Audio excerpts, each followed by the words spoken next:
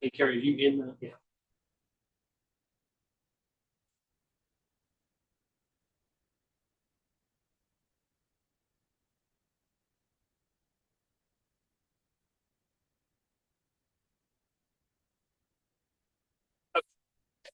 Good. Yep. Okay, sweet. So thanks everyone for joining this redistricting meeting of January 2nd, 2025, starting at 4:11.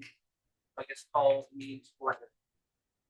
On the agenda, we have two items. First is the review of the committee deliverables. We just want to go over when we're aiming to sort of go to the board this month. I just want to go over the things we'd like to go with. First is, and there's a draft of this report attached to the agenda. We've had time to review it. It's a report from Carrie and I, the co-chairs of the committee. You can review that later today in the transition neighborhood plan 3, but that's something we're going to be delivering to the board, so co-chair report. And then I think sort of we'd said informally, but this is formally saying this as far as like we'd like to have from the committee is a majority committee recommendation for the school board. If the committee can come to consensus on the recommendation. And then lastly, our intent is to, there's a school board meeting next Tuesday,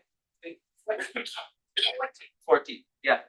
So that school board meeting, I don't think there's our plan to try and make a recommendation or a report in that meeting, but the second meeting in January. So in between the next school board meeting and the second meeting in January, we're going to like to have this committee meet again to have essentially a vote on a plan. And so that's this last item, committee deliverables. I don't know if we wanted to discuss or have any questions about that plan going forward. Just process. Yeah. I mean, process wise.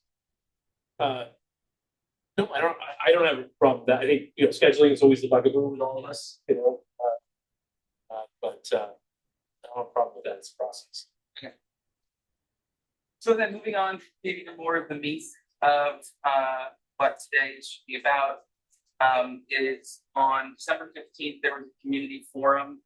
At that forum, the co-chairs presented another iteration of the redistricting plan that included 5 neighborhoods in total. So previously we talked about 3 neighborhoods, Hillside, Lafayette Park, Powderhouse. This new plan also included Meadowbrook, which is off of Route 1 bypass, sort of behind the hospital, and then also Atlantic Heights. In addition to those other 2 neighborhoods, those are both New Franklin neighborhoods. In addition to those other 2 neighborhoods, another iteration was taken on the grandfathering process that was more longer and was sort of in response to things, which was 1, community feedback around siblings and making sure there was enough of a tail on the transition plan so that families weren't split up, just giving more agency to families in the process. And then 2, matching that transition with the projected numbers over 10 years. So it's like an elongated transition overlays the 10-year projection. The premise of this particular presentation was we achieve a balance over that time with limited disruption to the families. So that was, and we can go over the. Yeah, I think part of just how we ended up with a different plan was that we so like as scheduling is always an issue. Our last meeting we talked about having a community forum Tour, we have and the tours. Folks. And that got delayed like 3 weeks from when we had intended to have that. And so as we put together the survey data, things like that, I think in addition to what Byron mentioned, some of the other key themes that came out of survey was around feedback around both post-COVID, that we're in a post-COVID world and there's transitions that kids had, but also just the interest rates economy that people made very long-term decisions in city based on where they're renting or purchasing or things like that as well, where they're unable to move. And I think that became more clear in just looking at that. So and then finally the other piece that came was feedback in the form of emails to the board or to the committee. I'm not sure if they were just to us or but around, you know, concerns that like there wasn't enough impact at New Franklin, and that, and so part of that was that in order to anticipate and have a sooner impact, New Franklin, more neighborhoods have to be included. But based on how that timeline works out, we weren't comfortable, you know, sort of including neighborhoods newly in this process and saying like, yes, you'll have to move after 3 years. But what we think we can do is sort of this transition period where we're saying these based on the numbers and the sort of percentage of the district share. so the district share is that moving sort of the elementaries and the share of the students, the percentage of students sort of back to where the spaces are designed and back to how the schools are designed. And so that would mean decreasing those numbers. We can go through a little bit of that, but do you have questions on the like how we so what that resulted in was, you know, as we looked at that data and put this together, we were like, we really need to include more neighborhoods. These were the additional neighborhoods were ones that had kids within the survey that did want to transfer to Little Harbor. So there was at least an interest of one family in these neighborhoods. And the numbers fit in order to, if everyone went, they could be accommodated at Little Harbor over time, and then looking more at a longer term transition. So first we just want to talk about how that came about, whether that makes sense. But the one question that you guys probably have that I just can't put my finger on is just those two neighborhoods. I don't have numbers for those two, and my concern obviously is overcorrection. Yep. And so if I look at what was provided before with 3 neighborhoods, if all of those families or once all of those families come in, I've gained 5 classrooms, statistically speaking, because we don't know exactly where those people will be. Which means that I no longer have flex classrooms, but yet I still have 2 more neighborhoods. So my concern is that an overcorrection top.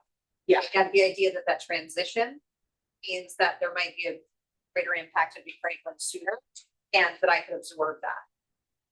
Yeah, I would say that the assumption is that there would be, certainly from what we know about the survey results from Powder House and from the other neighborhoods as well, because they went to all of them, right?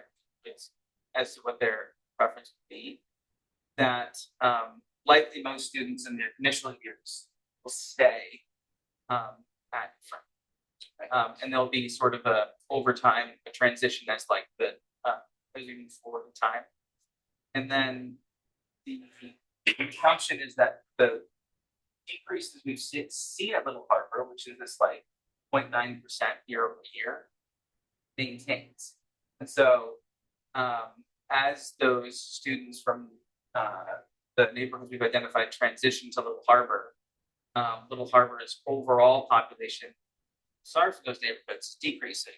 And so what you end up with is what we projected in the report, which is essentially the use of 22 sections with an average size of 17 in 10 years. So Could you just pull the numbers from those neighborhoods out? Yeah, I Because have, they're relatively small, but they're still impactful, so. Okay, well, and that's really just because the numbers from the other neighborhoods I have. Yeah. And I'm certain that you guys looked at numbers for the two additional neighborhoods, but like Atlantic Heights, I have no idea how many kids that 15 kids that meant. total, 15 in Atlantic Heights. sorry. Current, right, and so I think that some operating assumptions is that Atlantic Heights, Meadowbrook, Powder House, those numbers will be relatively stable. So like if we have 15 kids there today, and we just got new NASDAQ numbers today, but so look 10 years out, maybe 14 kids 10 years from now is sort of like what would I would assume based on like what we know.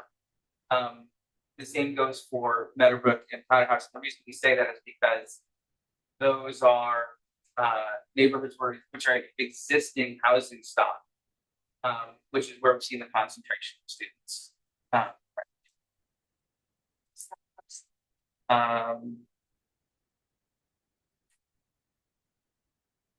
Meadowbrook neighborhood, you say that's the area behind. Yeah, I think Coakley is the big property and stuff. Would that include the housing, PHA property in JLA? Lister. So Lister is currently in Hanaway, which is different. So that would not that's include, it would not, balance yeah, piece it would for not, me. yeah, it would not move Lister when it came online, would not be a part. It would continue to, Would go to New Frank. it would go different.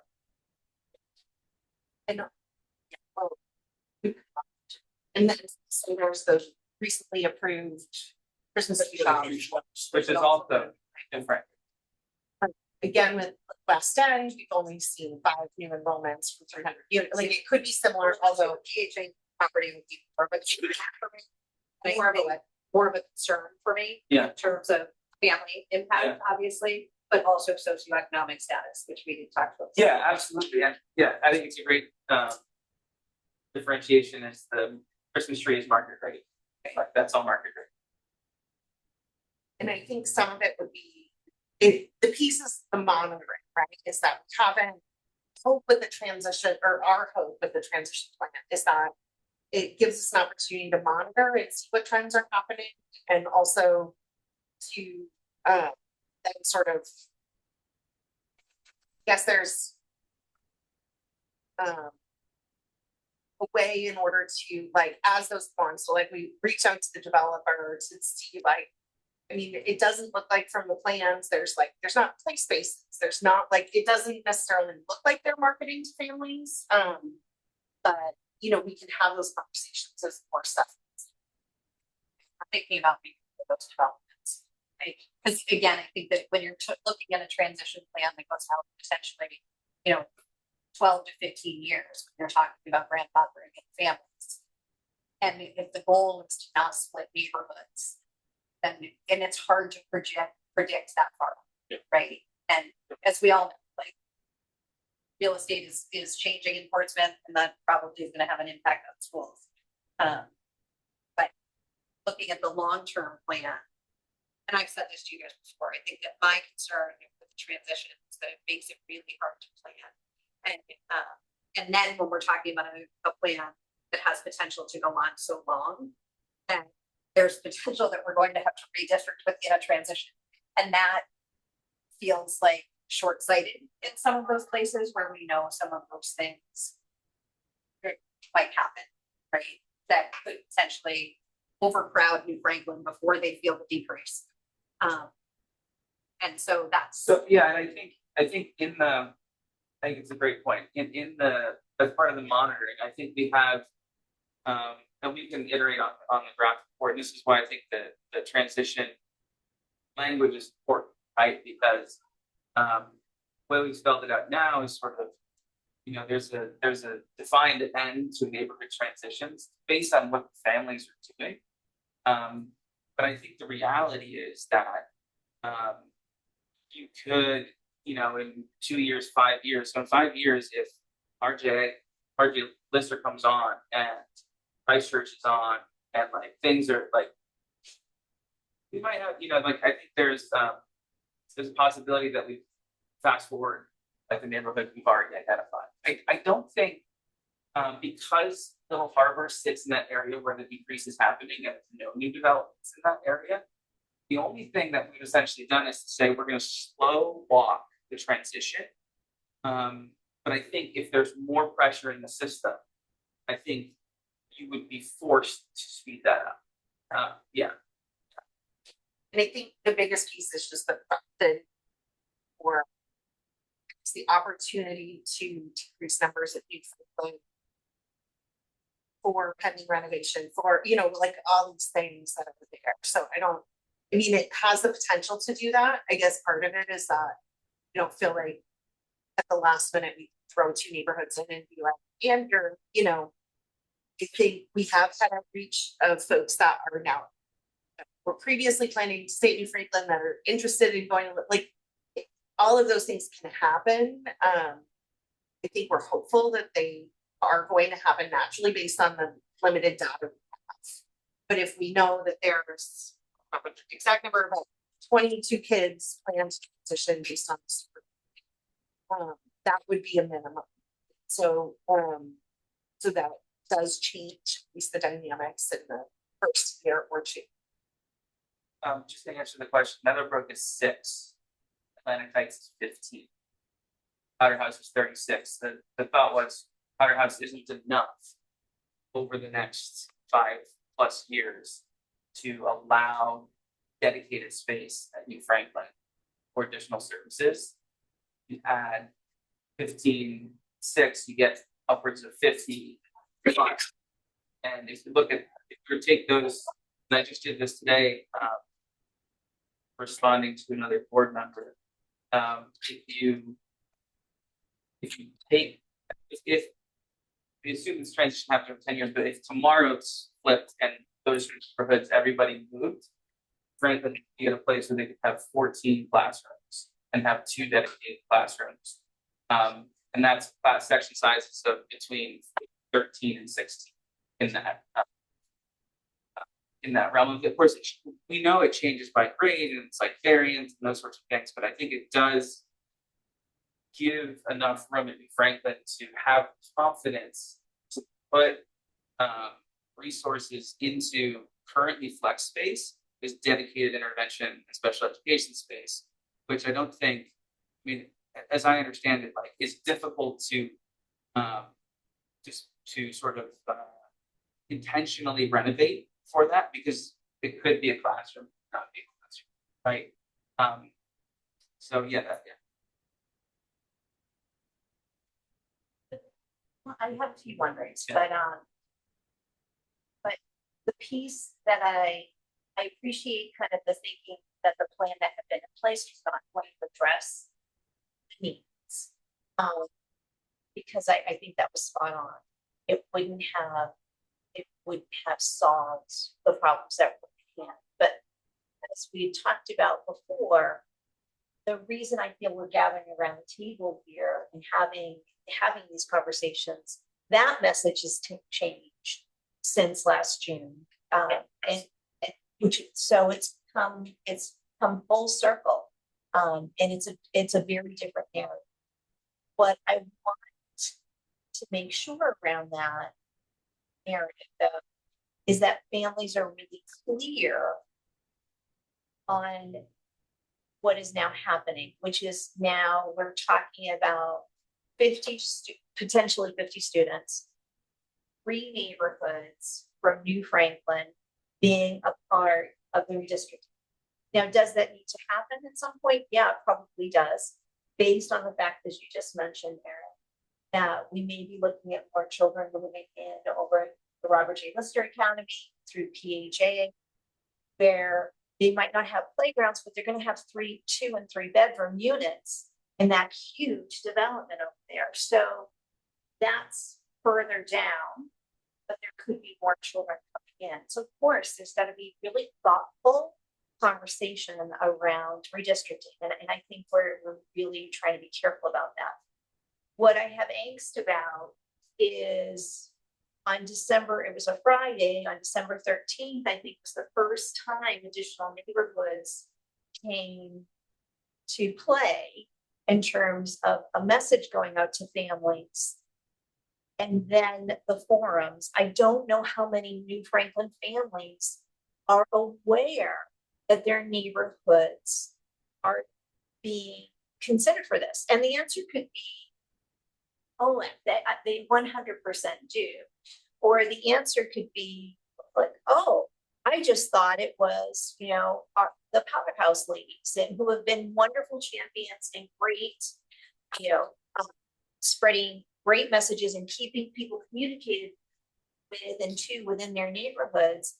But now I've got 2 more neighborhoods that have been added in, and I'm worried they're unaware. So that's the angst I would have kind of coming to make any kind of decision, kind of moving forward. Not to say that New Franklin needs to be, they need to be reconfigured in terms of the neighborhoods who attend there based on potential building. I just want to make sure that it's done in a thoughtful way. You know, and as we said, I just, with this plan that's put in place, and I do love that parents are being given options, put so much within parents' hands. I think that's so important about the when they were to make a switch over. But with that, it doesn't, we cannot guarantee that it's going to solve the problems. We'll make these big changes, but it doesn't guarantee, and then we might have building. I worry this is such a big decision that, you know, we're not going to be able to come back to this in 3 years to try to solve it again. Once we know for sure what's truly happening. So, you know, I'm talking a lot, but a lot of it's around questions. And I worry for, these 2 ladies are tremendous educators and people. Children will be well taken care of and are in their buildings. You know, their staffs are fantastic. But I have to just say, I want to make sure that my New Franklin families feel that they know what's going on and have that opportunity to express, you know, their wonderings around it. It's just a big piece on my mind right now. And I will definitely take the blame on pushing for that communication to go out sooner, because as we talked about that ahead of the forum, totally understanding, but as we sort of looked at, as we heard that feedback about New Franklin and then needed to find something else, we sort of really honed in on like, this is the one plausible solution. The neighborhood approach also means that there's other neighborhoods that are much larger. Like, it's like a balancing act of what's close to Little Harbor and the numbers work, things like that. And so did not have families that we are aware of from Atlantic Heights or Meadowbrook come to the forum. Totally understand that. Super short notice. We have not received any outreach from folks that have identified themselves as being from those neighborhoods. So I don't know that that's out there. That was part of the focus on it being a transition neighborhood plan as opposed to a redistrict plan. That, you know, communicate that if this were to go through, the communication would go out from the school district saying like, you are in this neighborhood, you have this option choice at this time. I think the other thing that we haven't done, and we can absolutely do either now or after this plan, is just targeted communication. If folks aren't on Parent Square, there's other communication, like it's enough that, you know, I mean, the numbers are such, like, I'm happy to call every single person and have, you know, like whatever you think is the best solution for current students in order to let them know. But the initial feedback we've got just from people, or I've gotten from people I know from Atlantic Heights, is like, as long as there's a choice, it's fine, you know, and my sample size is 2. So, you know, we can do a lot more. And what that more is, I guess my assumption was that message would go out, people wouldn't be able to make it to the forum, but we would get some feedback or communication, and that hasn't happened.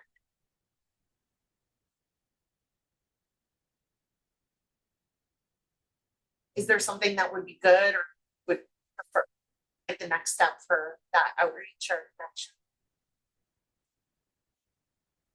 Well, I think if there are even to have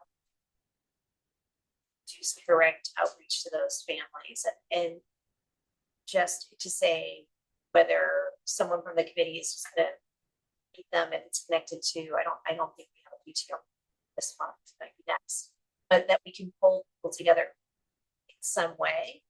You just want to make sure people are aware. I just think it would be quite startling because those neighborhoods have been coming to for years.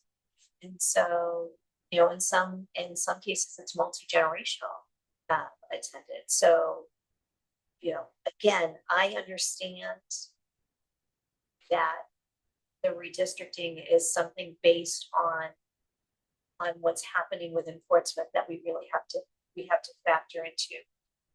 And I want to make it's a difficult process, but I want to make sure that parents at least feel that they're aware that they've had an opportunity to express or ask questions. Of course, we know, you know, the first inclination is no, can't be my neighborhood. To okay, you know, I've heard how fabulous and the wonderful things are going on over there. So it takes people time to wrap their heads around, and I think that opportunity to be able to ask questions, I just think is before I would feel comfortable. Do you think calling would be good, or like is there a specific method that you do? Numbers are so low, we could do snail mail, like could you just send a letter to those families that you have access to already from those two neighborhoods? So yeah, sort of like the actually in the when we said we'd love to vote for the second meeting. Sort of our report and have the board make a vote that will have to move forward.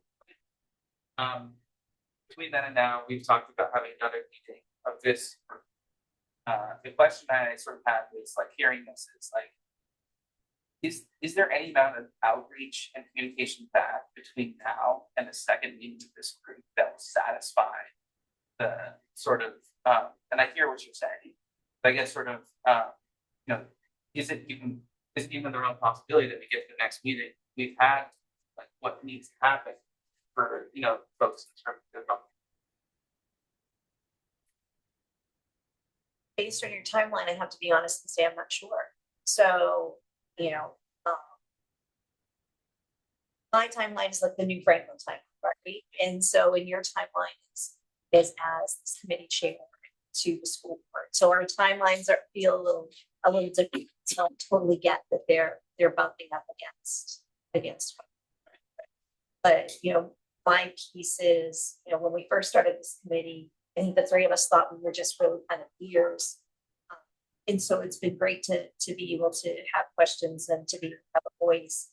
But my voice is going to be for my new Franklin families. And while I say I understand where we need to get to, what I need to do is to advocate for the people that have, you know, trusted their children to us and been great partners to us. And as I said, you know, in some instances, multi-generational. I just want to make sure that they feel heard and valued so that this process can go as smoothly as a redistricting process can go, which is a very stressful process for everyone involved,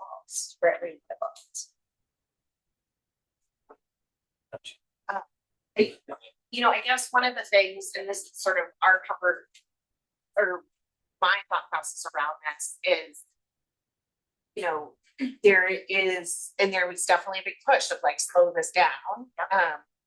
And that is still an option. That's still a recommendation. I'm worried about next year though. And so I guess my point is that we need to do something and start this process of transition before next year. I think it's on people's minds. And so I guess the balance that I think of is like, in my mind and with all the options, this is one viable solution, and there are very few others that are out there, yes, based on numbers, based on where all those things. And so I think it's important to put this forward and to have sort of in the community forum really helps. There's questions about sort of what transition looks like, when that transition looks like, that's sort of part of what we put for discussion, and we'll talk more about now, just let's refine that would look like. I guess I'm just very compelled that for making a change for next year, that our timeline or the board timeline becomes it needs to be in January in order to accommodate budget, busing, bubble, like all of those things. So I don't think it's about delaying like a few more months. It's about a year or not a year. Yeah. Does that make sense? Talking about kindergarten registration. Right. Yeah, Exactly. yeah, I think. And I you think- don't want this transition to happen in June. Yeah. Yeah, so we're. If we go past the end of January, that would be very difficult for us. Something that was a change this upcoming.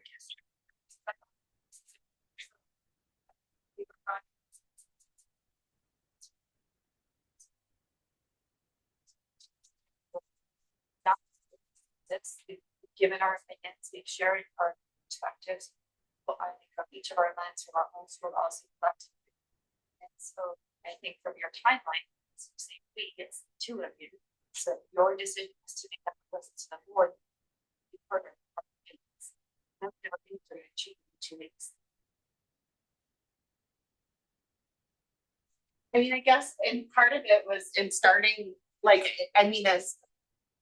So in our view, I think, or just from my perspective, I had thought that having leadership as the committee, as members of the committee was important.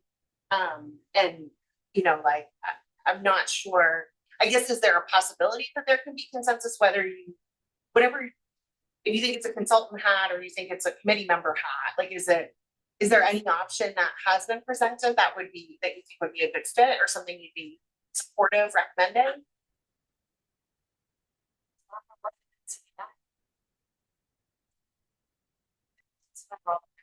Realize that first space. Back to the same conversation, some of the comments you just made, Karen, around that's never a playground. Well, that was countered 2 meetings ago when we were talking about time. So there's a lot of contradictions, and I think again, where we were two different conversations around district. And so I appreciate you asking us for our insight, but thinking about slide receipt for the communities is very different than experience in this round. So it's very clear that is that I don't feel like consensus or we're going to come to consensus as a committee member. With the minutes that were posted, we didn't have access to those minutes because I went live. So there's comments in there. The minutes from our meeting at New Franklin, we didn't see those. So a committee would have said, okay, you bring us back, let's review those minutes and then make a decision. We didn't vote on the minutes. And most of my committee work that I've ever had, there's a process that's followed and that process hasn't been followed. So I feel at this point, I'm going to let you make the decision. You've heard my opinion. You know where I stand, and where we are now and where we were then, two different conversations. One thing I'd say is I don't know that it's not a different conversation that we started. I would say this. What we're talking about in terms of what we're trying to fix is different than when we began the conversation. I would just say the conversation, I think, to be fair, has been like the same. I always describe it as like pulling on the sweater. You get the thread in the sweater, you kind of keep pulling, and as you go, you keep discovering the root cause is not where you started. And you're kind of digging, you're digging, as you get down to what root causes. So I would just say I think it's the same conversation, but I understand publicly that isn't necessarily that's not you know it's not permeating kind of like public conversation. So like parents aren't like, oh, I understand why we're in where we were and where we're at. And it all makes total sense, and I totally get it. I don't know that that's that is all of our kind of parental stakeholders. I don't think that that's necessarily where they're at. I also hear from you guys as we've been just kind of processing it. It's you're always weighing the disruption of not taking any, not doing anything new versus the disruption of the change that's being proposed. Like, and I kind of am hearing like, right now, you don't see the value, we collectively probably don't see the value of making the change. And the impact that that's going to have on particular neighborhoods and trust and that type of conversation versus what is the benefit that will come in the short run for kids and families and staff. Is that fair? I mean, is that a fair synopsis of kind of?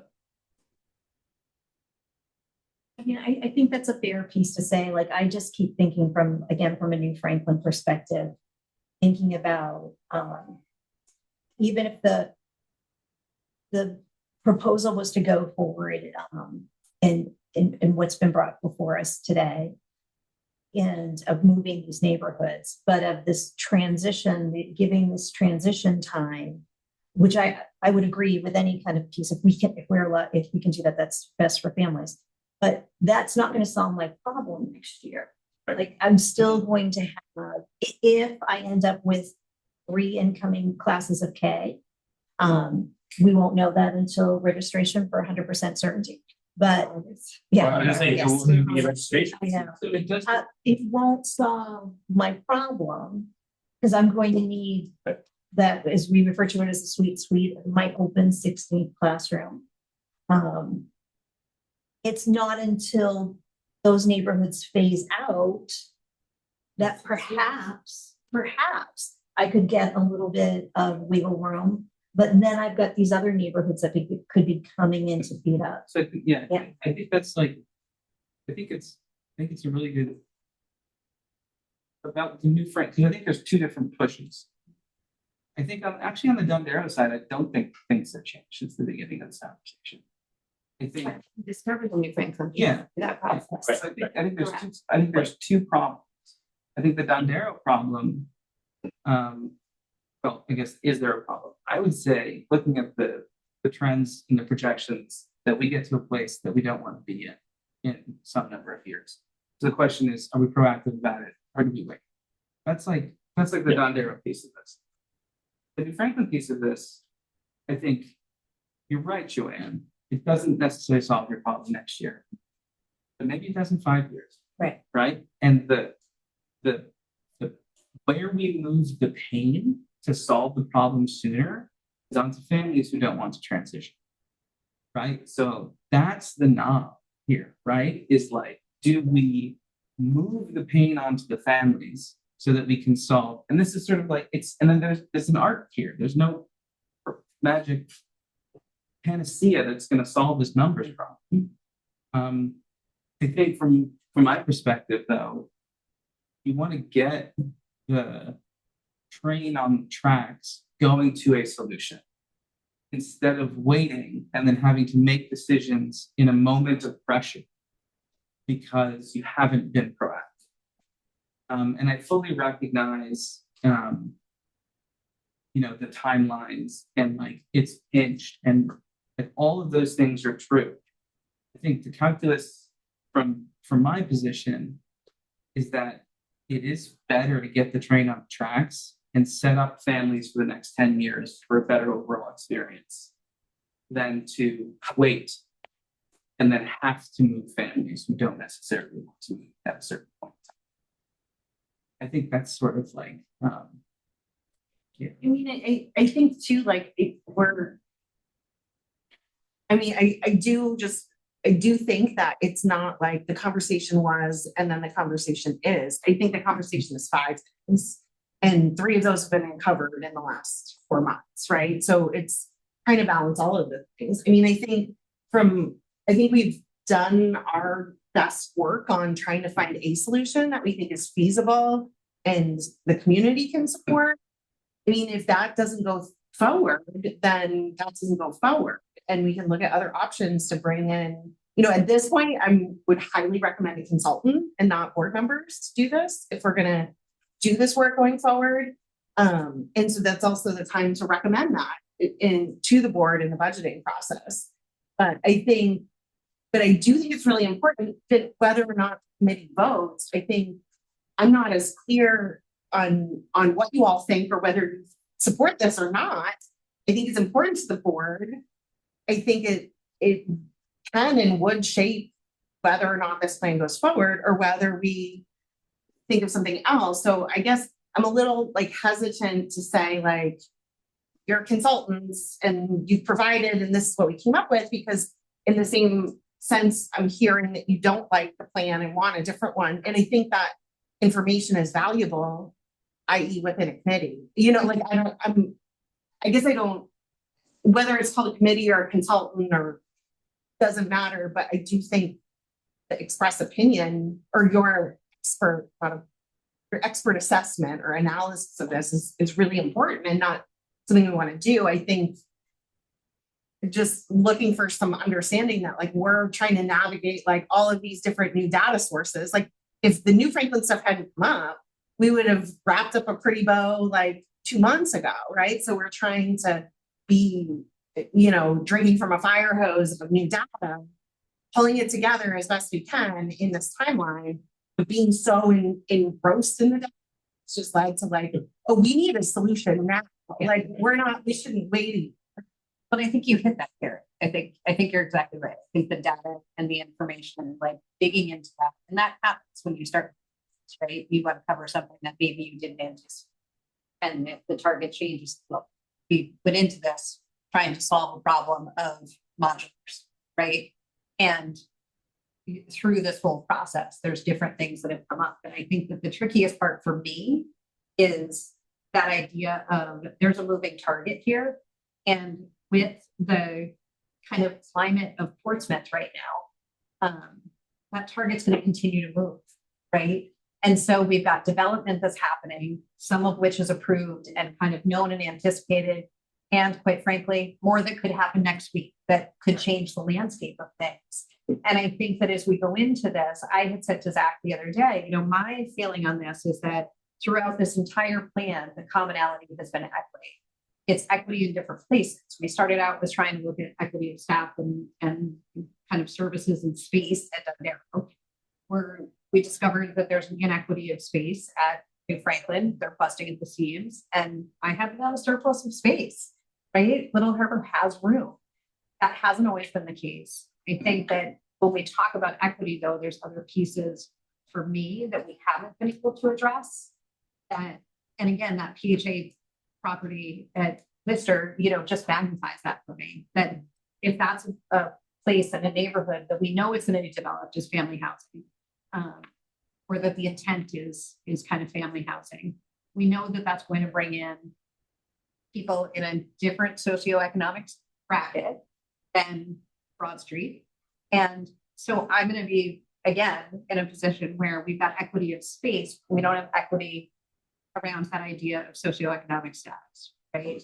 And that for me is a little bit of a missed opportunity here, where if we're going to move neighborhoods, and I know we've talked about kind of the rationale behind these things, I think that at the expense of disrupting neighborhoods, the expense of kind of changing climate of people, we're missing an opportunity to balance both those things.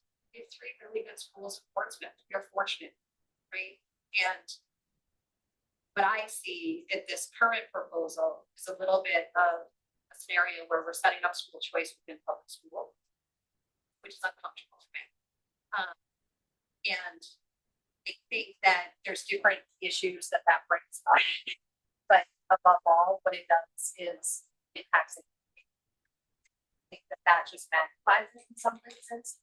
And having been a part of the school choice movement before, all 3 of us were principals at that point in time, right? Like the angst that put for teachers, problems that caused for parents, movement that caused for families. It's really hard. And so my angst comes from that, and I'm trying to work with that, right? And to look at this as a different kind of opportunity. It's different. But I think there are some pieces that, especially the idea of grandfathering, which I support in so many places and ways, but I think as we look at this, my concern, to your point, Byron, is that we say that we're gonna grandfather, and at some point we may have to take that back. And so it's like, do we mean that we're grandfathering for now, and then we should at least be transparent about it? I think so. Like, you live in a changing landscape, and you have to be flexible to make moves, whether or not it's part of a redistricting transition or it's independent of a redistricting transition. Saying we're not flexible and we can't do neighborhoods, I don't think it's a technical position. It's Yeah. not right. So I don't think it's so in my mind, I hear what you're saying, and sort of like saying one thing and doing another, but I think it's just like the natural state of play in terms of like where neighborhoods are is that we have to be flexible about where kids are to make the best resources of the district, to make use of the best use of resources of the district. So I think it's like I think we need to be flexible in our minds about how to make use of those spaces. And the less flexible we are, and the more we sort of hold back where we could make changes, the more we move into a place where we're in a pressure point and we can do something we don't want, like specifically don't want. So I think that's like, and then on Lister, maybe it's like in the weeds, but as I understand it, Lister wouldn't have voucher. There'd be workforce, which is like 160 to 100% AMI, which isn't voucher. So it's different than Gosling. It's not the same demographic. Christchurch has, as I understand it, has a small number of voucher-based units, not the entire property, but small number. So I think it's important to like. I think that nuance is particularly important. Not only it just because like if we're saying this particular neighborhood is socioeconomically different, I think we should be accurate to say it's still at 60 to 100% of AMI, which is not a needs based. Yeah. It's Not interesting. exacerbate the problem. Yeah. Well, yeah. Thank you, I appreciate that. I think the other piece that is challenging is that there's 4 like neighborhoods that we're trying. So like we originally talked about community lunch. And right now they're distributed amongst 4 neighborhoods amongst 3 schools. In any move of one of those drastically is less equitable in that. So there aside from dividing those neighborhoods to really actually come to, so it seems like, well, from you all, the community, that yes, equity is important, but neighborhood is really also very important, and fewer transitions for kids. I think the other thing, and I keep hearing more and more, neither of us, or I wasn't around for school choice. It is such a different scenario right now. Like everyone wants to stay at their school, right? And so which is a great thing. We have 3 really high quality schools, highly ranked, all the whatever the things are. And so I think that's just a whole different scenario. I mean, we heard from all 3 schools are like, I bought my house here because it was New Franklin. I bought it because it was Dock Arrow. And that's part of it. And so that's the piece. Like this transition neighborhood thing is a very Portsmouth solution, right? Of like putting that together. But we think it's the most feasible, I guess. I think I think the opportunity it presents, I think I agree with you, it's a very but I think if I'm trying to be optimistic about it, the opportunity that it presents is that we're not in a, like it can take 10 years, and that matches with the projections that we have, right? So it gets us to where we want to go in terms of like trains on the track, and it is that solution that's more comfortable with both. I think that's sort of like where I'm like, this is an opportunity to make this transition, respecting families' choices, and also getting making sure that the district shares doesn't become more unpleasant. would it be helpful to go through sort of the projection numbers that we have in the forum? I think it would be good for folks to understand what you're seeing in terms of numbers and outcomes, because I agree so when we're talking about it, it's a moving target. It's always, because it's always gonna be, it's never gonna be static. And then the challenge is if we're trying to come up with a 10-year solution, those variables start getting out beyond the horizon. You can't tell what's going to happen. And then if we want to have a situation where like we know the solution that will fix Joanne's classroom problem, then we would do what you're talking about, which is we turn the dial, goes away from what we're talking about, and it moves towards removing choice for families and just saying, look, here's a snapshot, here's the moment in time, everybody where we can see all the variables, and we can project out about 2 years what those variables will be, and we're just moving. And if you don't wait for your impression, then you have to flip that switch. And that will be the challenge. Is if we don't do anything sometime in the near future, it seems probable. And I want it'd be good for you guys to show the numbers. That even if we're just looking at New Franklin, and it is Lister coming online, Christmas tree shops coming online, and nothing else changes, it's going to you would think it would overwhelm New Franklin even worse than it is right now. And then we get into scenarios where there will be no trust for people. We would just be like, nope, now we're stuck. We got way too many kids. We're just doing it because we don't have a choice anymore. We don't have the luxury of doing anything other than just telling people. And I don't know when that is, but I think that's the rub. Well, it's gonna be problems you don't know when. You don't know where it is. And it could be 2 years out, or it could be a year. It could be the summer, if like the summer Kate had, where people just kept calling up, or more people in July kept coming. So there's these things, like there's the developments that we're looking at, but there's also the new Lonza plant that just got announced on, like they're bringing like a whole new manufacturing, massive, like those are the kind of jobs that can afford to live in this, that bring families. Like those are the developments I think that's like. And when I read that out, that's way more of a red flag to me than the 300 units of Christmas tree shop. Like, yeah. Just for clarification, is the intent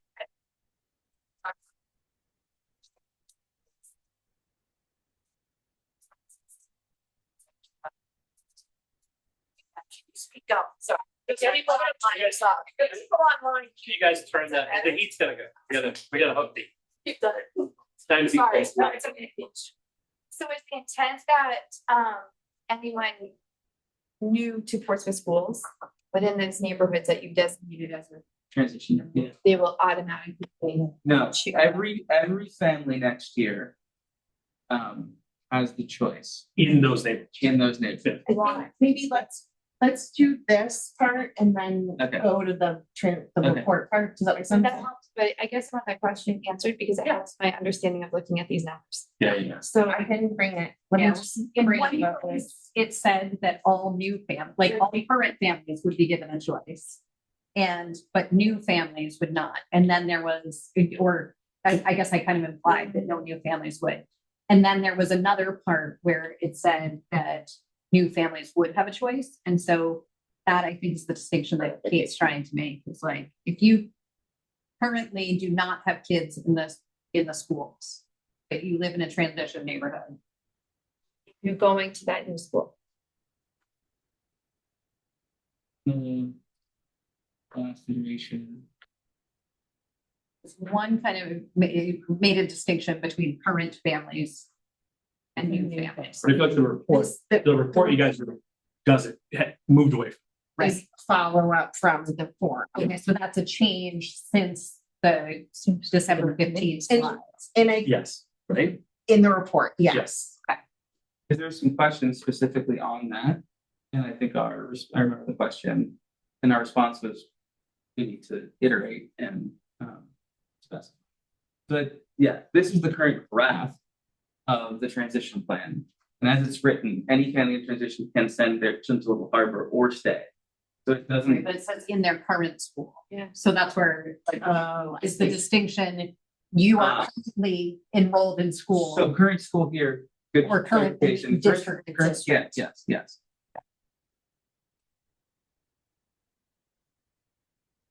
You wanna just talk more about this and then Right. go to the numbers and then. Yeah, so right, so I guess things going from there, right? So transitions will be offered to both, yes, and then any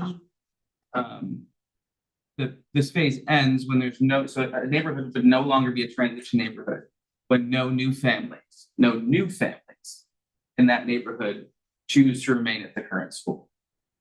Right? But how would that help New Franklin?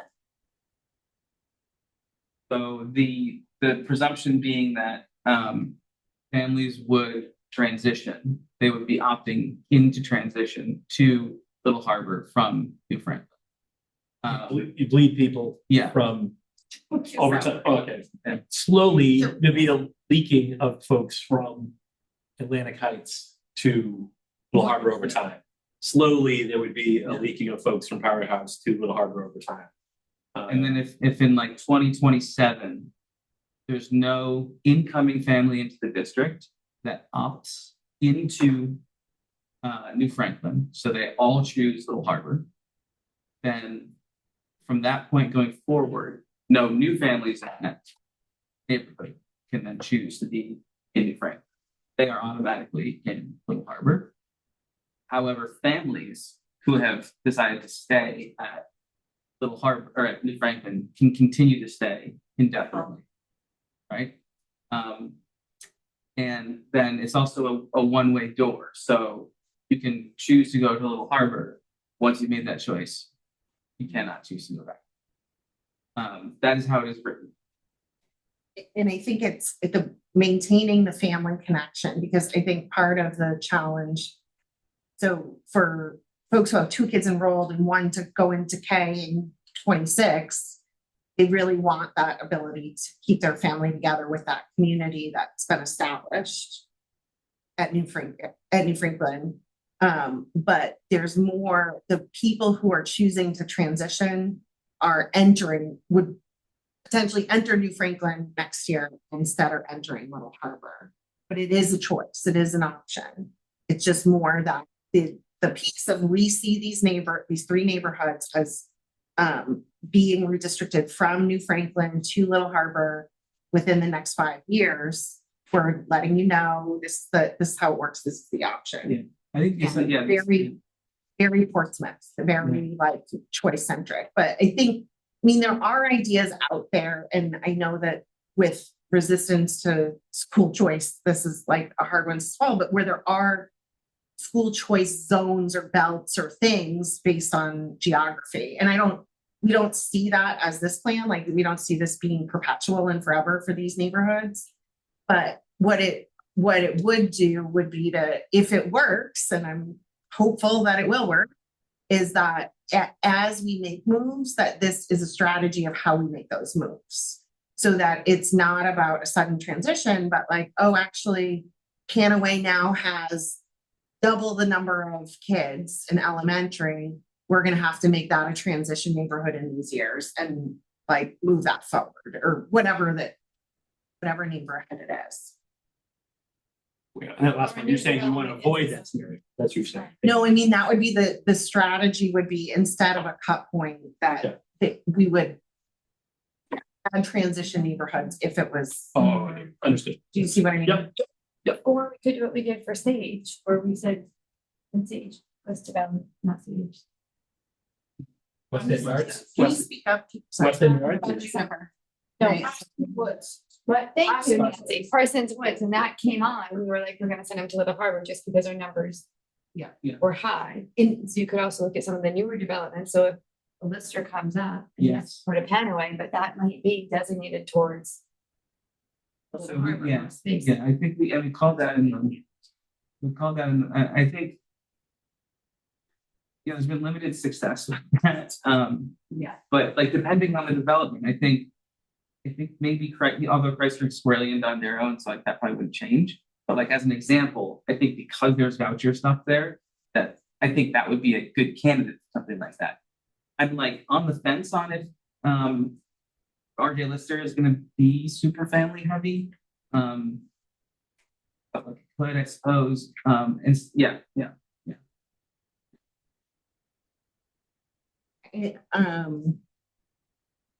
And what was the rationale for, I guess this is where I'm confused, so what was the rationale for not having families who are yet to be part of our school have a choice?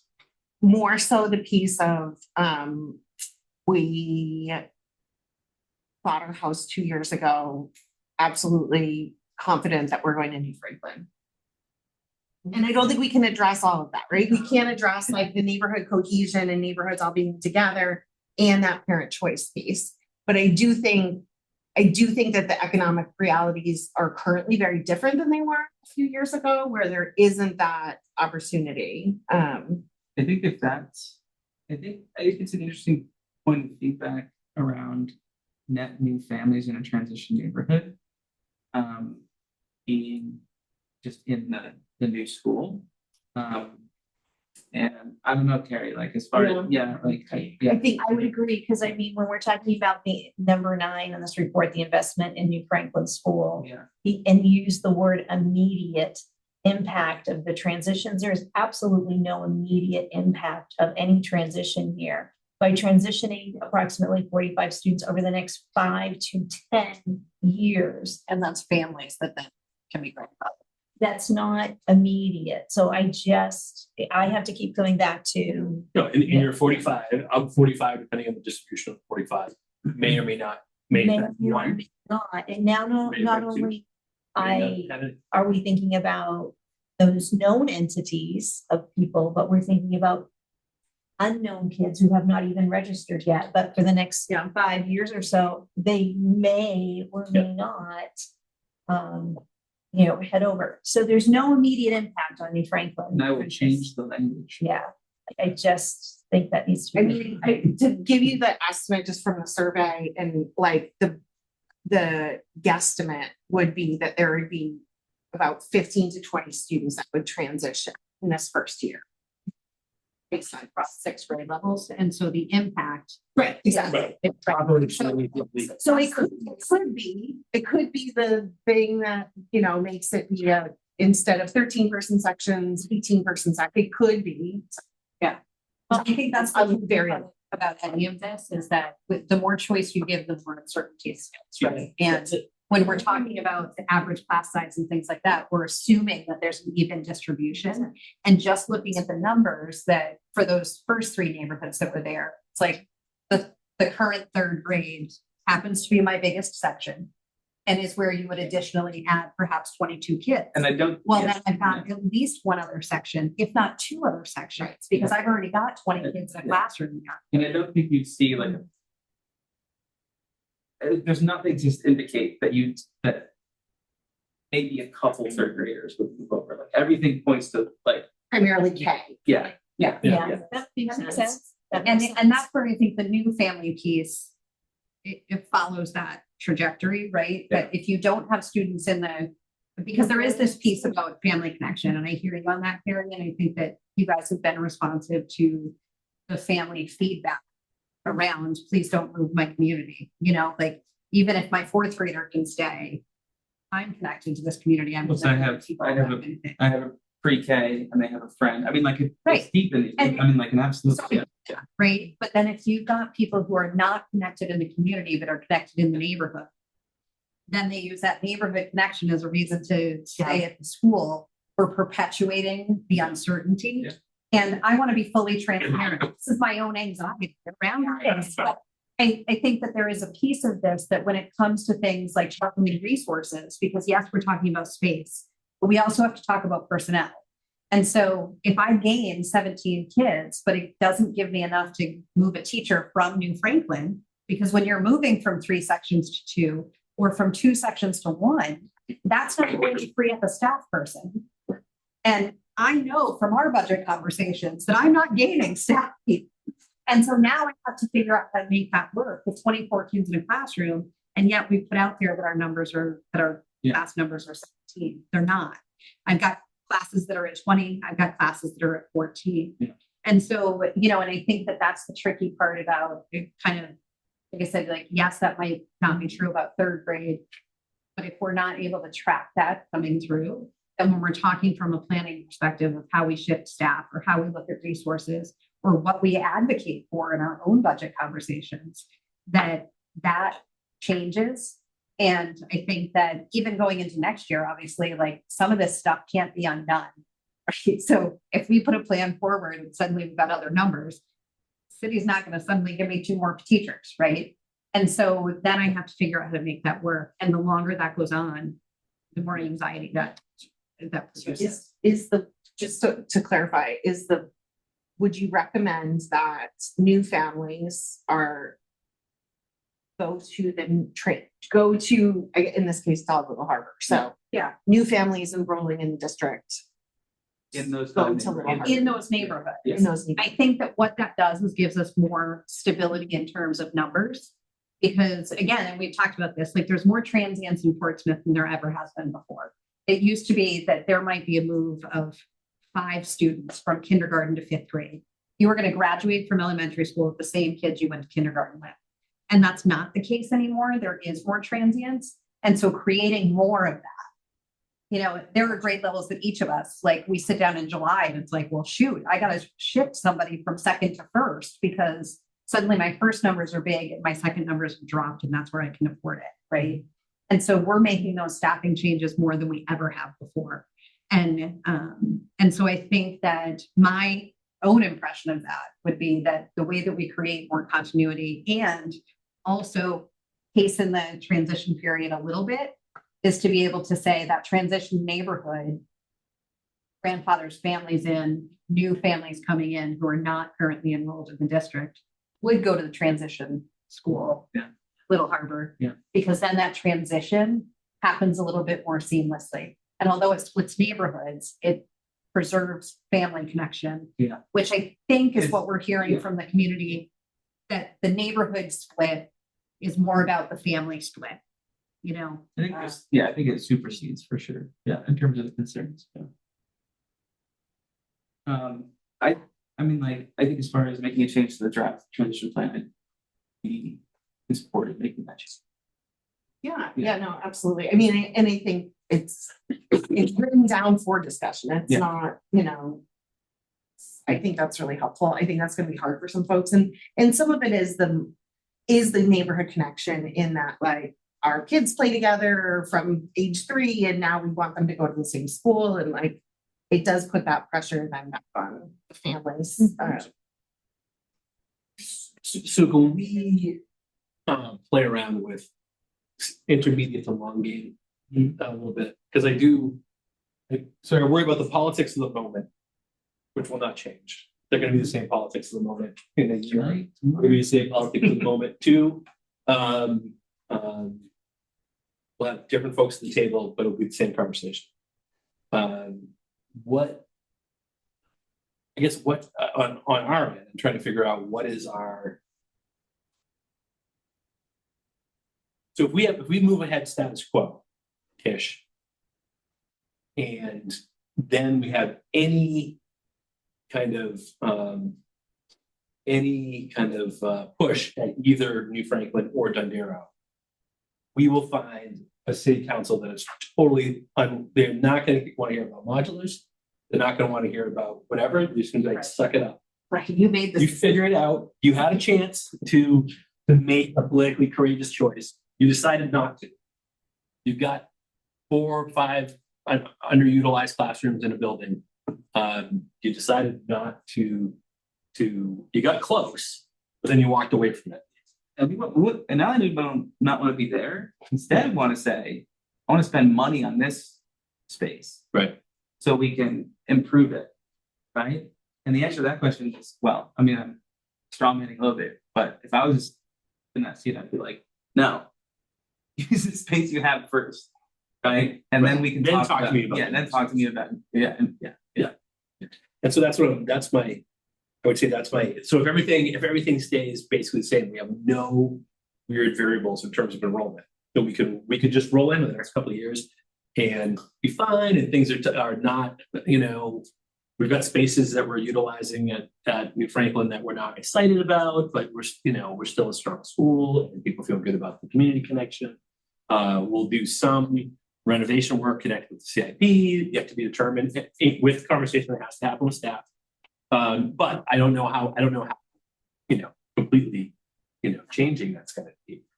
But if we get any wiggle in a influx of people, we will not have the ability to do anything about it, other than just have classes 24. And that's my concern. Right, I mean, and again, it's, the survey and people's decisions are not binding, right? Everyone could change, but. Yeah. Actually, can you let me back in? Yeah, I got you. Yes. Try to share, because I think this is where this is helpful, so. I'm gonna turn the thermostat back. Now you're gonna have audio. Everybody just have my thought loud. So. These are called garment scratching. Throw on another layer. People are gonna be like, we can't hear. What's this? That's my start. Put it on. Yeah. Got that. Okay, so I think, so when we originally, I don't know, September, whenever, maybe even earlier than that, when we started to talk about numbers. We were estimating like half of the people would go and half of the people would stay. And that is not what survey shows at all. That's not 50% is not the rate that people choose. Everybody wants to stay. So based on neighborhoods, it averages out to about 25%. So it's like 10 to 40-ish% based on their neighborhoods. And so part of what we were looking at, this is a lot of numbers. I swear they make sort of sense, or they make sense in and so, looking at sort of New Franklin and the enrollment numbers, again, I'm sure they're off of you, I know, but from whenever we took them from, part of what we started thinking about was like the district share. So although the numbers have been very stable at New Franklin in general, their district share has gone up as enrollment at Little Harbor has gone down. So here's that. This enrollment was really the projection of if the rates of either increase or decline continue, what it looks like 10 years from now. So consistent over the past 10 years, decrease at Little Harbor with enrollment numbers, increase at Dundee, and about the same at New Franklin or similar. And there was a question I had. So when we were talking about when the rate was calculated, is it calculated based on the last 10-year trend, 2-year trend? It's a mean of the last 10. It's a mean of the last 10. Okay. All right. The trend is pretty like. Okay. So essentially looking at if we don't do anything in this final piece of changing that we would, there is a small increase of 0.6 2%. It's been historic trends. And so this piece of is the hopeful part, is that the transition takes a while, that in these first 4 years, if you have 24%, 25% transition, that's what those class sizes look like. So you'll go from, I know it's not, you're still 20-person classes and when the average is 17.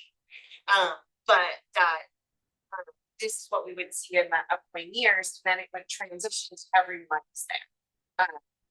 So that might be accelerated more with new enrollments going to Little Harbor, but that was sort of the projection there. And so going back to the overall numbers here, we would anticipate that move over 10 years at Franklin would have a decreasing enrollment. That it would actually go less of the district share than it had been, sort of allowing for more flex classrooms, and that would be 2 flex classrooms, with the idea that probably whatever the planning happens, that one of those classrooms, there may be a total number of 15 classrooms at New Franklin instead of, there might be changes that are made that make it not feasible to have primary classroom, 16 primary classrooms. Just make sure, and this is on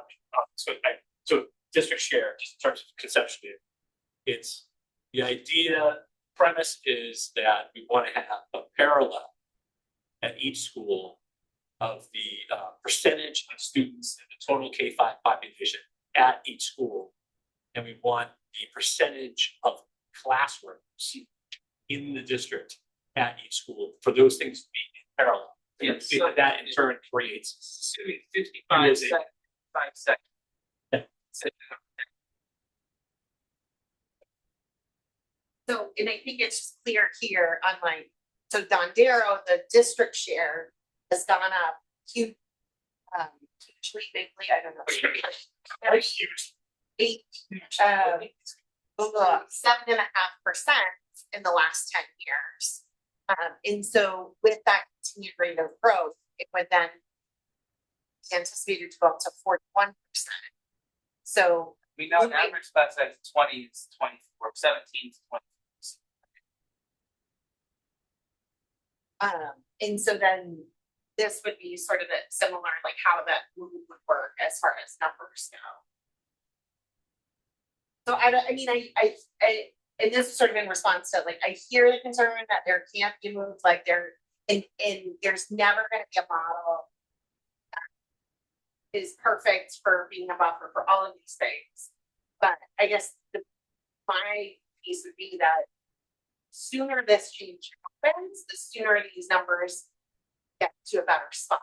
So I think that waiting just If the variables stay somewhat the same. and Yeah, and I think that, I mean, And I don't think they're gonna radically change, but the assumption is Yeah. that those variables, 5, 6 years out, that we're reasonably within a range of what those things are gonna.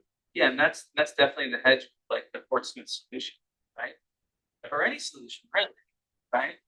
I mean, and that's why the piece of and what I wanted to get away from was like, yes, like, and I do it myself too. I'm like, oh my gosh, there's a lot of baby strollers up there. Like, oh, they're gonna be coming. You're like, Right. But what we have to base it on is the historical trends. And they have been super consistent over the last 10 years. And we know that in general, for example, it's only gotten more difficult for families to afford as of right now. Although there are some factors coming, those can be addressed with strategy that didn't work before, which is West End Yard goes to Little Harbor. And this, like, so as new housing comes online, you still have the opportunity to decide where that makes sense to go based on this. So, okay. 5:28. Now you are at a time crunch. I feel like we've touched on new development. We had some early discussion about drop polls. It sounded like there's a ton of support from the schools relative to when we have had this discussion. We're gonna have another meeting with this group before the last meeting in January. So we could have a straw poll in terms of like plan support. I would say if we were going to do it, having had this change relative to new families, net new families, it's a big part of that calculus in mind. And then I want to give time. Well, we don't have it on the agenda, but I know that people want to make comment or just here. Okay. No, I just have one question about the data. That's okay. It's just to clarify. The numbers Okay. Whatever you want to do. I don't. You're recording. Like, It's not a quick thing. Yeah. I think it's very quick one. Yeah. Yeah. The numbers you have up there with like what it looks like district shares, that's with the model of not all new families move. Because I would be interested to see what it looks like if all new families move, because I know in there you didn't have that. And that to me, when you were saying that you only have 25% buy-in, what is it gonna look like? If you do move all the new families? Yeah, And sure. what's that gonna look like for Little Harbor? Because in my mind, Yes, it's accurate. it's a good question. I'd say so. I have it. I think so. We can definitely do like an average We can definitely do an average, like enrollment by neighborhood kind of thing. The one piece that we would have to account for is like current family, so like siblings, you know, like bigger siblings. We might be able to look at that survey to do that. I'm also curious, I was trying to pull up my current kids who have littles at home. Yeah. Who live in those neighborhoods. How many of those would choose knowing that is a heading, because that could all, I'm just thinking of big numbers. In first grade, that's from a planning perspective, from where we sit as admin, that's very clear to us. If I surveyed I think there's 14 kids who came in as firstborns, but could have littles at home, I'm not sure. If I were to say, here's an option, if they went that actually up from a planning perspective, because am I sending a teacher to first grade? Right. Because my numbers are now, I have 42 kids, actually 41 kids in K, 14 of them choose because they live in Aldrich. That is going to be a game changer for the Aaron. numbers. And so the pay spreadsheet that you made, those were, everything from the survey was added to that. But I don't know how many of those are, like Caroline's, her little is at John Darrow, and she has two older siblings, so that might be different from a Hillside perspective, or someone who has a firstborn at John Darrow in kindergarten, who have three littles at home. Do you see what I'm saying? No, absolutely. I think so. Absolutely. I think so once the first question about like, I think there's sort of two questions here, which is sort of like if everybody knows what happens, right? I think I definitely understand that question, and I have some concern about it. I think the likelihood of everyone going is like 0. And I think that's been made pretty clear from the community. So to some degree, I'm like, yes, it's 100%. Little Harbor could hold it, but it would be like all. So the answer to that question is yes. I think, but practically that's not going to happen. So I think it's like it's hard for me to make a plan on a non-reality. And then to Kate's question, I think we can look at those numbers, and I think that they're I think it's really interesting. But I think given that we have this buffer that's going to pinch down over like some transition period, I think there's enough wiggle room where those things sort of massage out, right? I don't think that that those particular scenarios in the neighborhood, like they will affect the overall transition and shape of that transition. I think the transition still is within the word that you use to describe within tolerances. I think the transition still is within tolerances, depending on the shape of whatever those like families are. But I don't know if it, I mean, I understand what you're saying. I still think that shape changes the tolerance in the transition. I just look at it if we're looking at, so there's 6 years in elementary school, kindergarten through 5th. Majority of my kids who are firstborn in first grade chose to be with those neighborhoods. Yeah. That we have that tradition would happen 5 years of it. Yeah. There's 5 more years left to finish out that year. So if we're looking at this transition sooner than later, those families would need that chart 6. And if you have your incoming kids who have yet to enroll in any parts of school, that transition period that you're talking about in that bubble it would be shortened instead of looking at it 10 years. It could happen within those 5 years. If that's the intent to fill the space. Yes, I think I agree. I think the shape of the transition changes and the wave is more upfront. I think there's still enough room in the schools and tail on existing families and neighborhoods for like you're okay. But yeah, it does change like by saying no new families. I think it creates a bit of a wave at that new family K level. But I think it's I think it's the way Well, that also could accelerate the number of families that later on decide. Because my neighbor now is already gone. There's some interest because I don't think this won't be linear. This will be a typical, right? And it's going to be in my neighborhood. It's not going to be every year. There's another 25% of people, 25% of people. Right. It's going to be the Johnsons who everybody loved. They decided they're going to make. And now 3 other families break with them at the same time. That's where it's going to go. That's what's going to happen. I think it's going to be like drip, drip, drip, wham. Is probably how it's. And I think what we can base things off of is like we got 500 survey responses. There's or encompassing a lot of kids, like that's a majority, right? But for those that didn't respond to the survey, we don't know their choices, right? And so I worry about even using like the averages, the mean, or like anything like that, because survey respondents and non-survey respondents are make choices differently, I guess. So like their level of engagement is different. And there's, are we letting that, are we doing it for 1 year, you make a choice this year and that's your commitment, or could they choose next year? No, once you choose transitions, one way go. Right, but if you don't choose to But if I transition. choose not. Yes, to every go- year you can choose. Every year you can go. That's what's written now. No, there'd be one. We don't- I think we would try, that's where I get into like operationally, I don't wanna get into, You decide. like monitoring gives me the.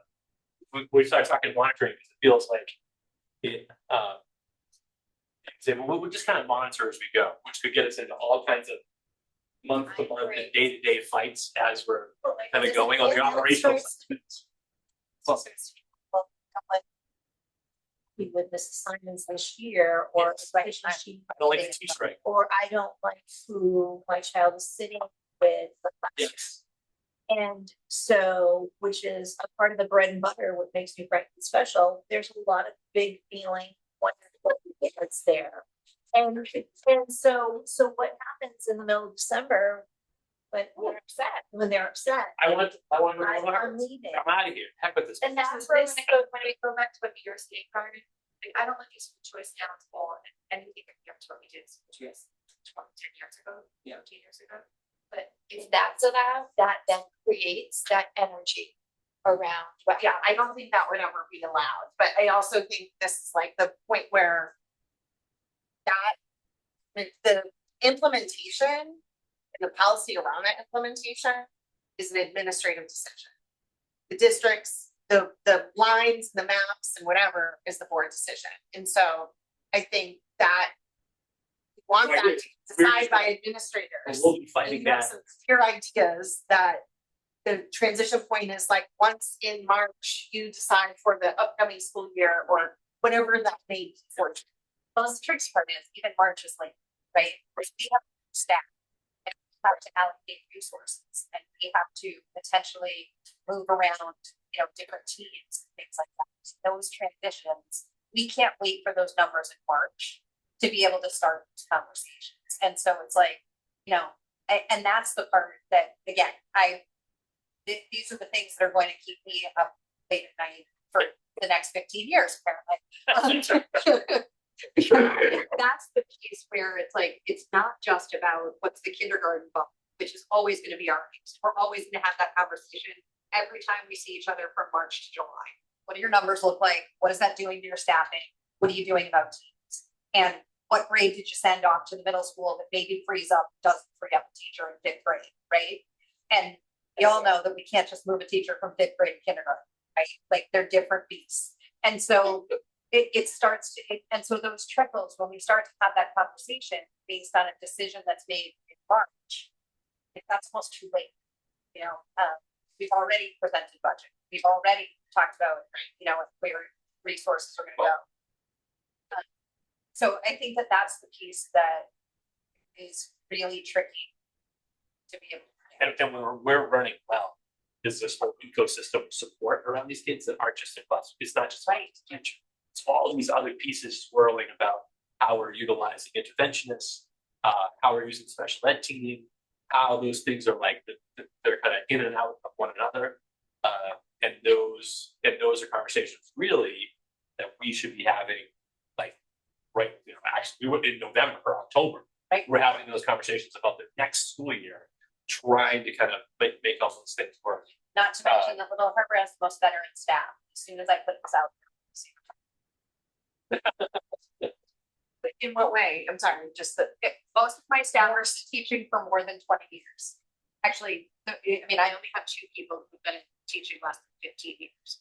And so when you're talking about kind of the longevity of staff, my teams are going to turn over significantly in the next 5 years. And in this period of time, we're gonna be going through transition. And so, Oh, that's great. so that to me, Not is the like, transition, but cause people to retire, but that. well, no, Well, I think it That would could- for some people. Depending, right? yeah. Because there's enough people that are kind of in that period of time where it's like, I could retire. And maybe I want to wait a couple more years, but if Erin's gonna tell me that I'm teaching second grade, well, here's my resignation, right? Right. Or Yeah. last week just went from 15 to 22, And and we don't have additional intervention support. right? And so that's Yeah. where some of those things, and again, like this is a me problem. And as a principal, I know that that's part of my job, right? But I also think that the pieces around this, around clarity and transparency of plan help to answer some of those questions and don't put it entirely on the three of us to debate it out. With Zach's support, obviously, but like, you know, how many of you got what we do? We need to go to Zach and advocate, right? And I think that that's the piece in this plan. Just there's so many moving parts that could have an impact every single year. I think the plan needs to be really clear. Like, And where's that? Where's the timeline? She's right. So if you have to make a decision in October for where you're going next year, So I ideally for me, yes. So I guess, yeah, so I mean, I think maybe from like the report writer's perspective, I guess that maybe requested then, like, given the plan as it's written now, would be greatly appreciated as to where more clarity would be helpful. Because then we can, whether or not we have consensus next time we meet or not, we can at least, you know, sharpen what we have with the understanding. At least part, right, is because, and I understand, because a lot of the conversations that we've been having over the last 3 months have been trying to respond to really a primary constituency group, which is my kids are in elementary school. And so that has shaped some of where we started and what some of the changes have been. That then has an impact though on, you know, obviously, once you maximize that amount of choice and timetables on when people can make those choices, that then turns to how do we implement it and make it work? Yes, I very That much was what recognize where we put the, yeah. It's hard to hear it. I just want to be really cautious about what support decision, what's. Well, Because I think that's fair, Carrie. I mean, I think there's a lot of people interest in this, so like you'll get a different board, you'll get a different, right? And so if the management of that is part of this redistricting plan, you will expect that to be part of every redistricting plan. I mean, we're not doing it ever again. This is gonna be perfect. But, I don't, so I would just put that lens on it. Definitely the feedback changes the clarity. Because we don't understand the impacts like you do, but just have that in the back of your mind of like, it's the board committee reports, not that there's the line between it.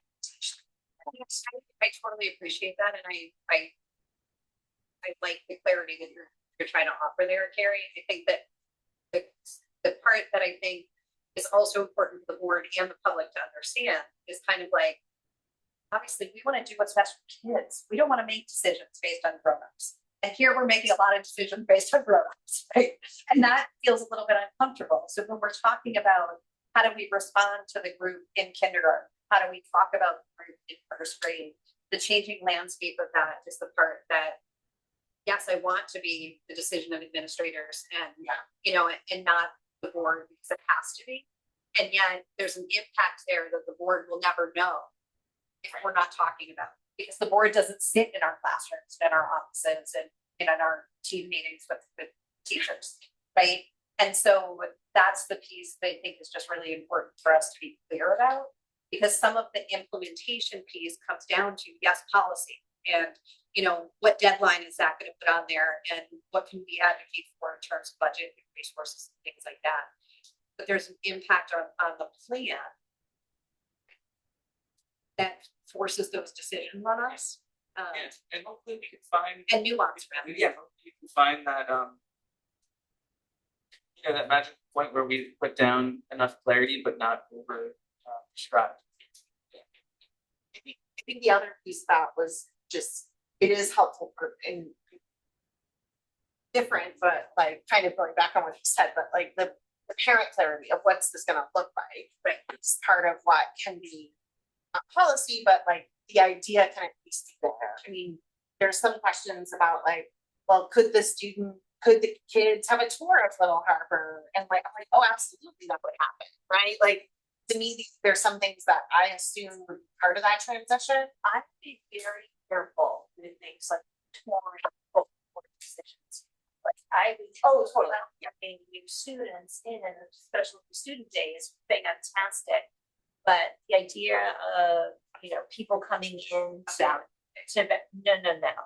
So Well, we get those requests a lot as people are looking at houses and things like that. It's like, we want to tour all 3 elementary schools, we could decide, and it's kind of like that's a huge investment in time. And that you just can't make that promise to everybody. But it's also like when we do that, we'll take turns. We'll take We'll be like, turns. I'm gonna call it, this person called, she'll take it, she'll show. because Because the idea we is present as one correct district. We present across that is to be separate. school bill. I think that's really important. When we worked really, really hard over the past few years on that piece. So, it's not school shopping. It's kind of where the neighborhood is kind of going. I have to say, from my perspective, I would get back to what was brought up. I would love to see added into some of the slides where you talk about what the current enrollment is, but if you would have all new families in the proposed neighborhoods shifting to Little Harbor, what then happens to the numbers across our schools? And we have that information. I mean, I think that's some of not those clear. pieces from kindergarten. I think we've got a nice list to get started. And I do actually know some of my neighborhoods. I know within the Powder House neighborhood, we've got a great spreadsheet of incoming families. That's out and about there because they've knocked on doors. And so, because they've been so fantastic about communicating what's happening around here and trying to get good data around not just current students, but future students. So, we might be able to look into something like that a little bit, which I think would be helpful. As I said, my biggest piece is I'm very, very open and understanding that we need to make some different changes, but what my biggest piece here is making sure that my families feel that they're aware of these big conversations that are happening around them before as the person that represents them. I can't make a decision without knowing they at least are aware. So that's where I just am today, but I absolutely know that. And I think there is a lot. So like I heard what you said, Zach, about from a council perspective, when you said you have all this empty space, like that makes sense to me. So I feel like we need to really clearly, part of it is also filling the extra space at Little Harbor, in addition to opening some space up at New Franklin. And yeah, would it be a huge loss for some of my families who have their firstborn and littles to make that choice 100%? But it's very clear to me for what's in it. I also feel strongly that we need a deadline. I don't think it can be this rolling piece for 6 years. I feel like that's going to create more of a divide with this.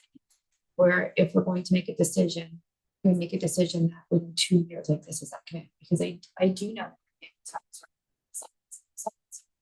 what's happening. So it's easy to make that shift, or even conversations that we can have. Like, can we stay or can we go? Like, that creates more Can I ask, consent. so so what you're saying is, families have a choice now and they don't have a choice in the years. So if I have a third grade, I have one kid, I have a third grader. I choose in third grade to stay in down there as like a teacher. Fourth grade comes along, I don't like the teacher so much. And what you're saying is once they've made the choice stay in Dondero, they're in Dondero. Well, and I think, Byron, that mirrors what you said about the moves. Like if you've opted into Little Harbor, then you're going to Little Harbor. And Yeah. if you've opted into Dondero, then you're going to Dondero. I think about this a little bit like health insurance, you know, like their open enrollment periods where they say, because of a major life event, you may choose to change your things, right? And that might be the birth of another kid. That might be, you know, whatever, but that we should be able to designate at some level, and this is where that monitoring, I think, becomes a little bit more concrete of like, there will be period of times perhaps that options are offered. But your choice that you're making right now is your choice that you're making right now until an undetermined amount of time, right? And I think that allows for a little bit more stability. Now, again, this answers my anxiety, and I get that might mean that, but that monitoring, I think, then goes back to the administrative decision of we have a bubble coming through and we need to open up another opportunity for families to move if they choose. But I think that what that does is it allows new families to know where they're going, which offers some kind of concrete thing. Because if I don't have kids in the school, I'm going based on what my neighbor says. And my neighbor might be somebody who can speak to that, but they only know what they know. Right? So if my neighbor chose to stay at Dondero, then they can talk to them about Dondero, but they can't talk to them about so it's not.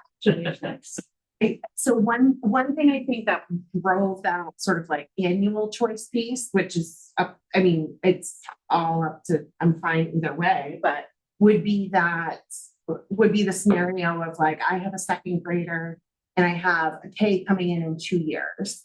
And when I'm going to transition my current second grader when my kindergartner comes in.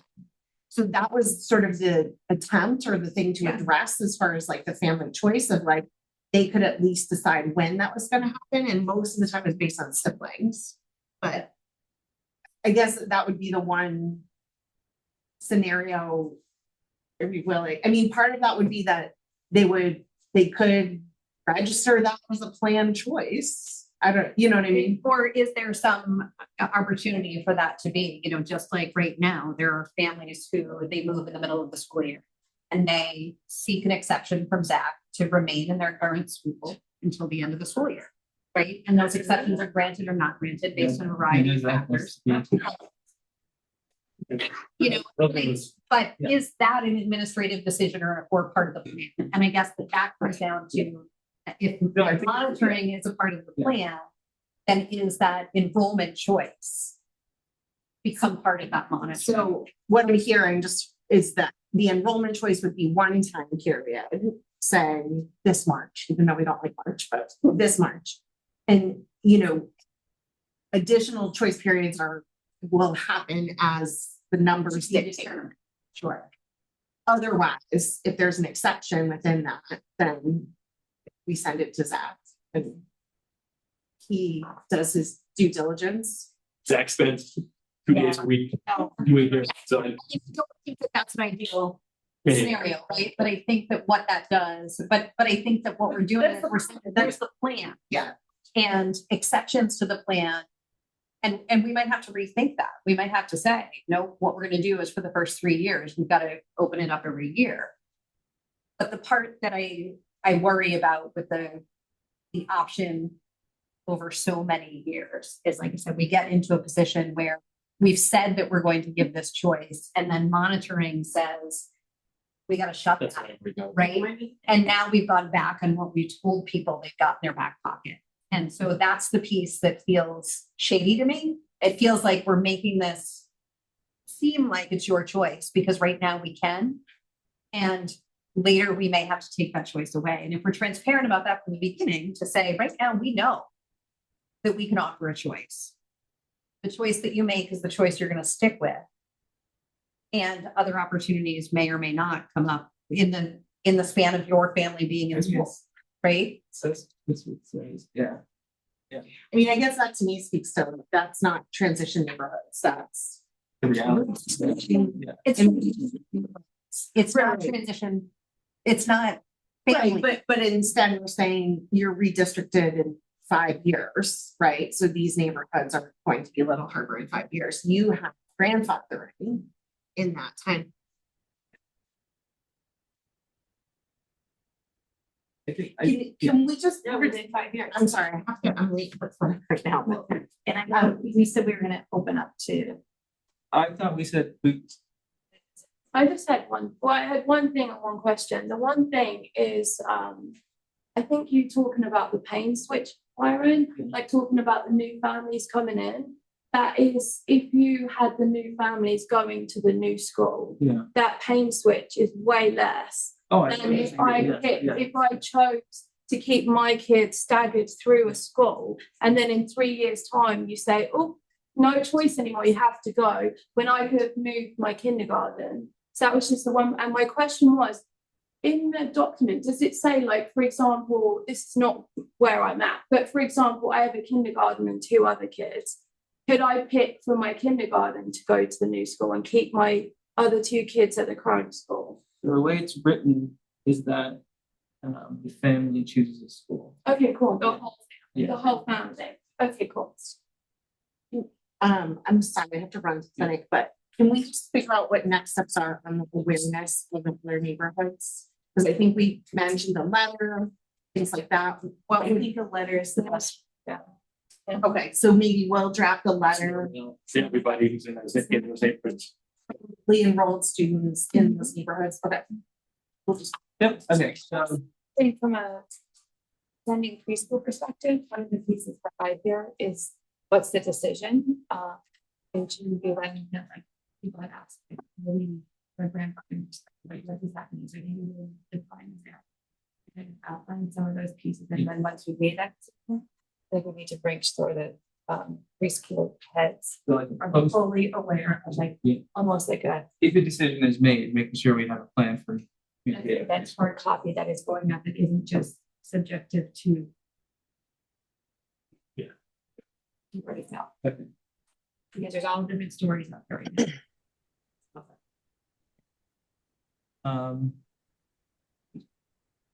Okay. Well, we lost Carrie, and I do have some items of feedback, which is super helpful on the draft. Between now, we need to schedule next meeting. We'll start scheduling tomorrow. These for the. Hopefully, we can work on scheduling the next one of these. Yeah. Immediately. And what's that? We go up like 2 times, like right now we're all sitting here with calendars except They Karen. don't have Carrie, yeah. We do like 2, and then maybe one of those is gonna hit Karen. You thinking like next week? The other option would be the week after. I think next week would be better. Like next Thursday, next Friday.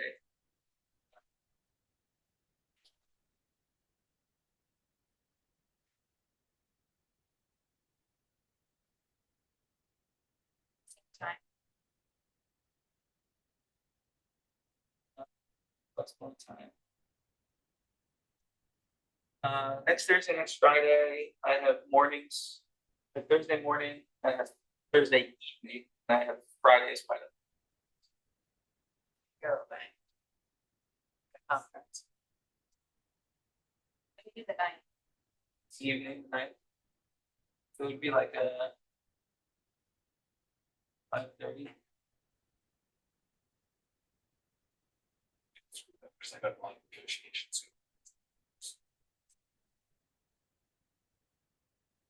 No, we can do the night. I can go later. I just don't want to get 6 to 8.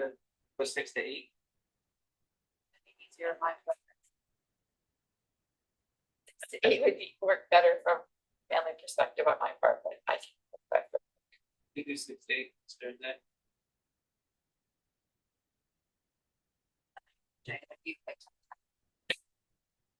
Good sign.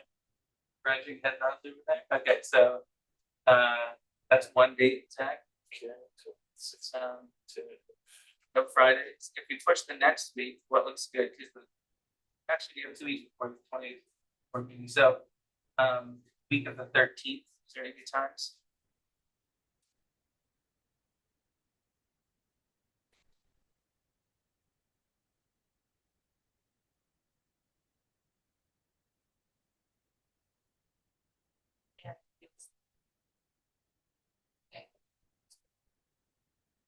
We do Monday the 13th at night or Tuesday the 14th at night. I think. Board meeting, Board meeting, there's a chamber, the chamber collaborative thing is earlier than that too. We're adding a non-public Tuesdays of 15th is following we have literacy night. We can, we're consultancy meeting. How about the 13th? I'm trying to think. The 13th, I think, too. The The PTA, the 16th. 13th. I could, I've got teacher negotiations starting at 5. And actually, we're in this space. So it'll be after 3 to that. 5. 7 o'clock. It's right now, the block is 7 o'clock. Just depends on how We do 7:30 to how 4. cool our negotiations are. And how Yeah. not. Yeah. I guess the question, are we making sure these other two groups are like, so want to be like working families? Yeah. At the second board meeting, I think it's 28th. Yeah. Yeah, So so the it's week of the 20th is game, I would say. Then that would give more time for family communication.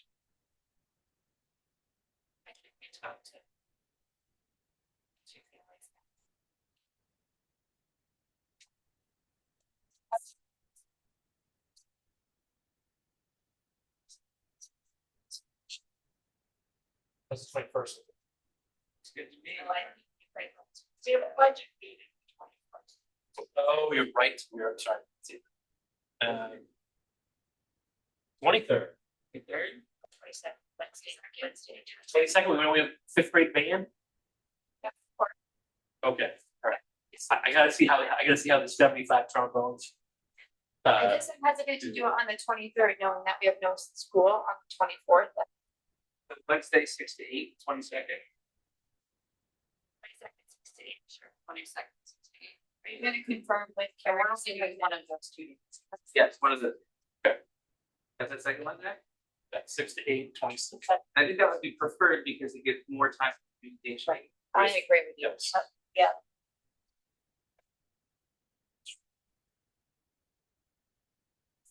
Yeah. Okay. Spy meeting at 6:30. I give you my opinion.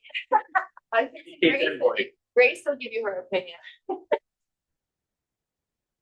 Good luck. It's never been updated. They need to be ever. Okay, I think we're there. So, okay, this meeting is adjourned. Thank you very much.